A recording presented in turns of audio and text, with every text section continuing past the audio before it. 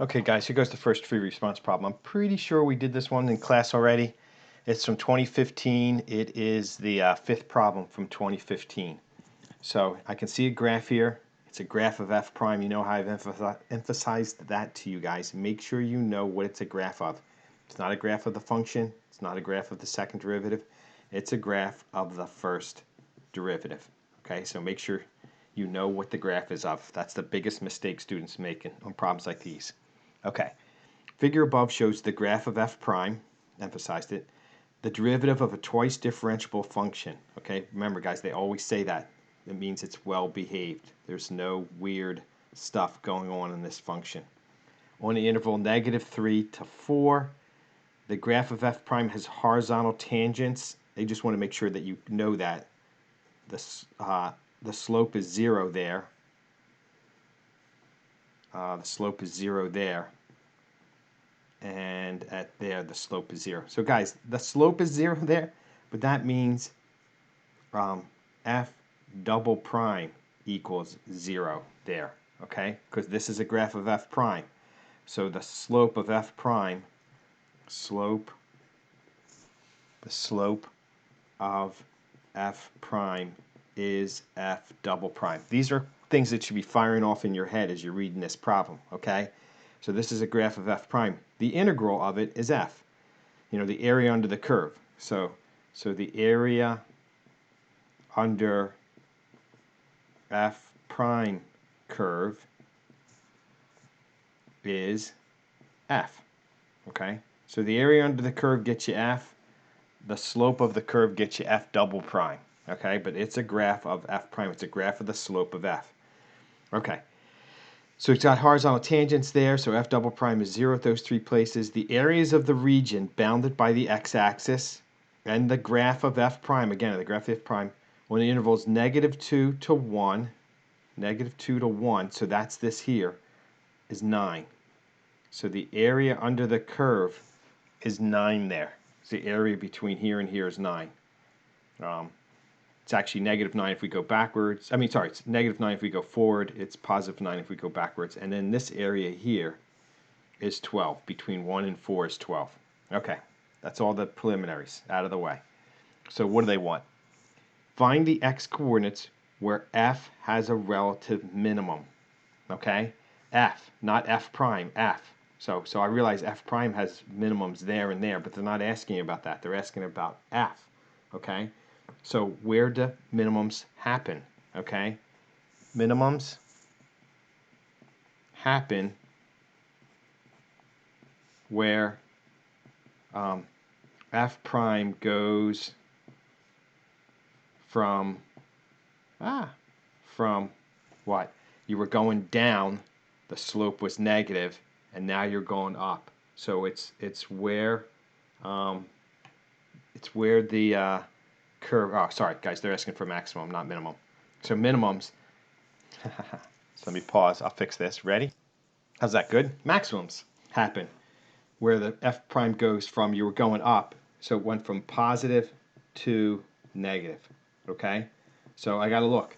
Where was f prime positive and now it's negative? Okay, well, it was positive here and now it's negative. So that's the only place. So there is a max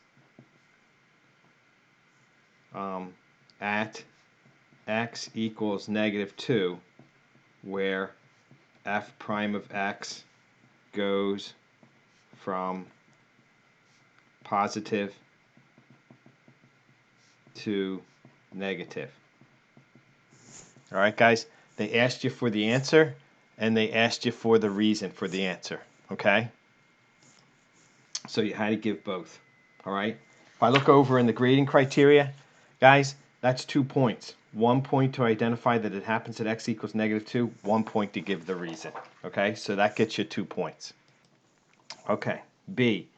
On what open intervals contained in that interval, -3 to 4, am I concave down and decreasing? Okay, so decreasing means f prime is less than 0.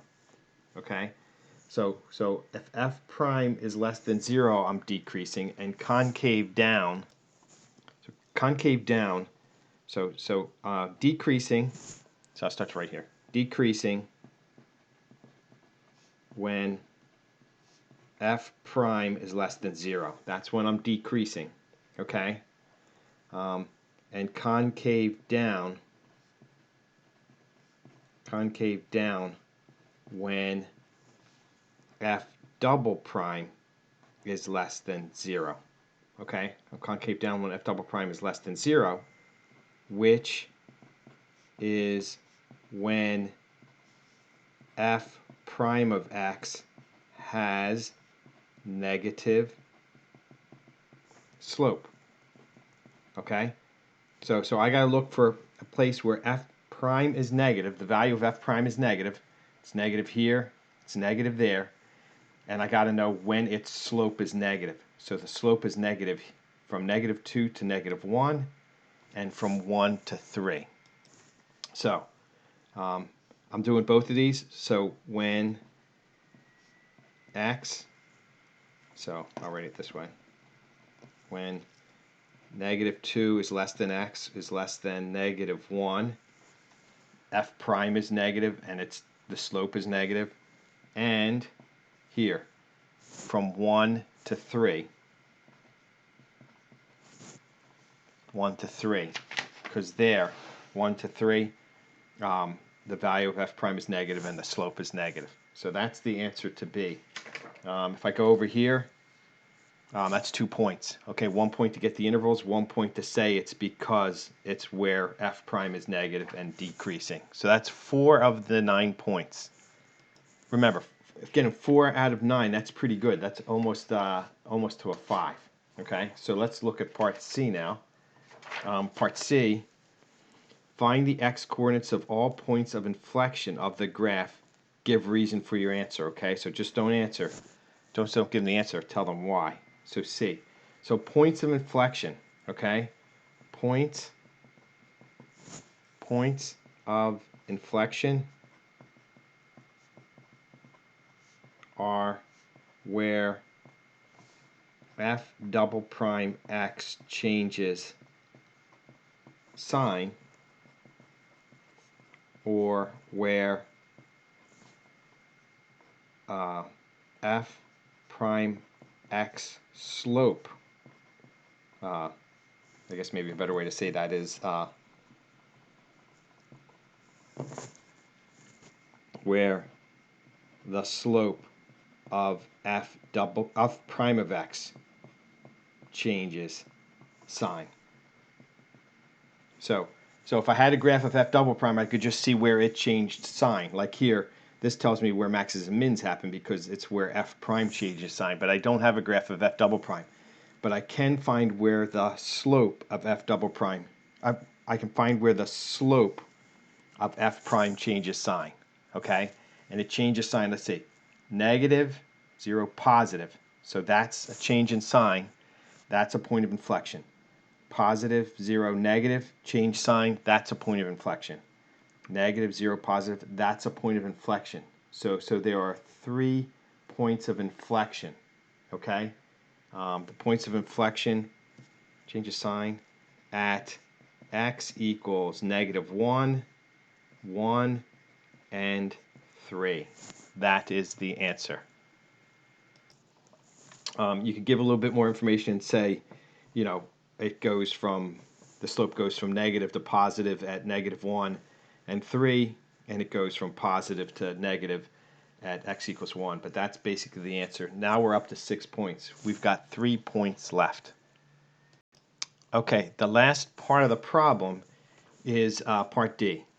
Given that f of 1 equals 3, write an expression for f of x that involves an integral. So guys, the first couple had to do with derivatives off the graph. This last one's an integral. And they want us to find f2 and f -4. So this is an integral. I'm worried about this video getting too long, so I'm going to do part D on the next part.